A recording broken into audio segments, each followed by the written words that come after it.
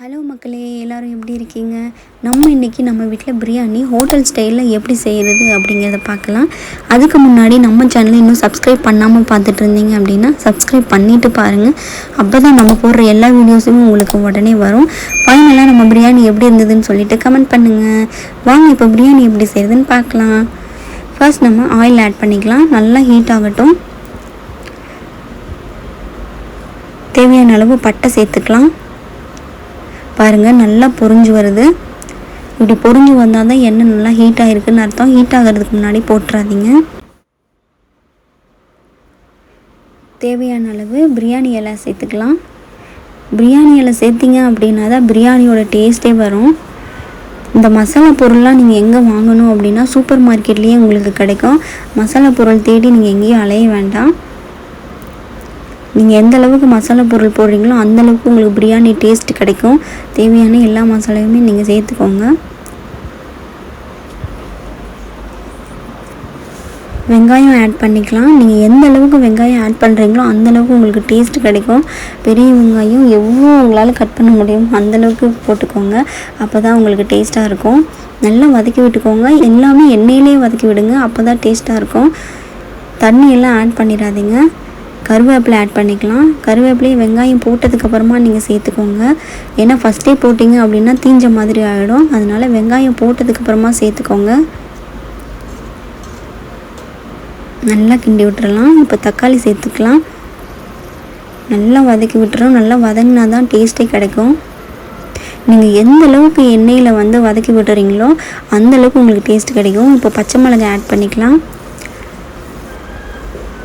பச்சை மிளகாய் ஆட் பண்ணிங்கன்னா தான் அந்த பிரியாணியோட அந்த சாப்பிட்ற தன்மையே உங்களுக்கு தெரியும். நீங்கள் என்ன தான் இந்த மசாலா ஐட்டம்ஸ்லாம் போட்டாலும் பச்சை மிளகாயும் சேர்த்துக்கோங்க. இஞ்சி பூண்டு பேஸ்ட்டு சேர்த்துக்கலாம். எந்த அளவுக்கு இஞ்சி பூண்டு பேஸ்ட்டு சேர்த்துக்கிறீங்களோ அந்தளவுக்கு டேஸ்ட்டு கிடைக்கும். அதனால் கொஞ்சமாக சேர்த்துறாதீங்க, கொஞ்சம் நிறையாவே சேர்த்துக்கோங்க. புதினா இலை ஒரு கை ஆட் பண்ணிக்கலாம்.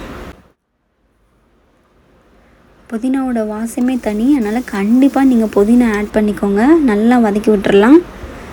இப்போ நம்ம சிக்கன் பீஸ் ஆட் பண்ணிடலாம். ஃபர்ஸ்ட் 2 லெக் பீஸ் பார்க்கவே நல்லா அட்ராக்டிவாக இருக்குது. இப்போ மற்ற பீசஸ்லாம் நம்ம சேர்த்துக்கலாம்.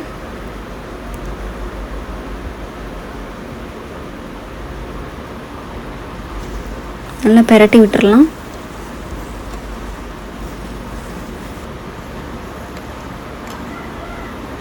எண்ணெயிலே பெரட்டி விடுங்க. அப்போ தான் உங்களுக்கு டேஸ்ட் கிடைக்கும். தண்ணி ஆட் பண்ணிடாதீங்க.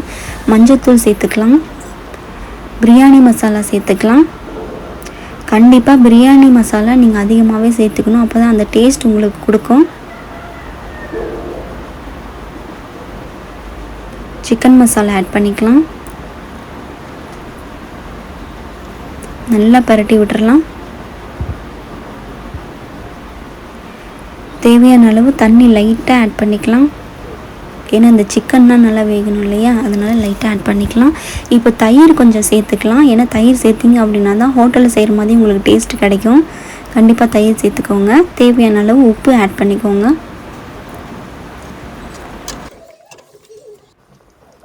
பாஸ்மதி ரைஸ் 1/2 hour ஊற வச்சு எடுத்துக்கலாம்.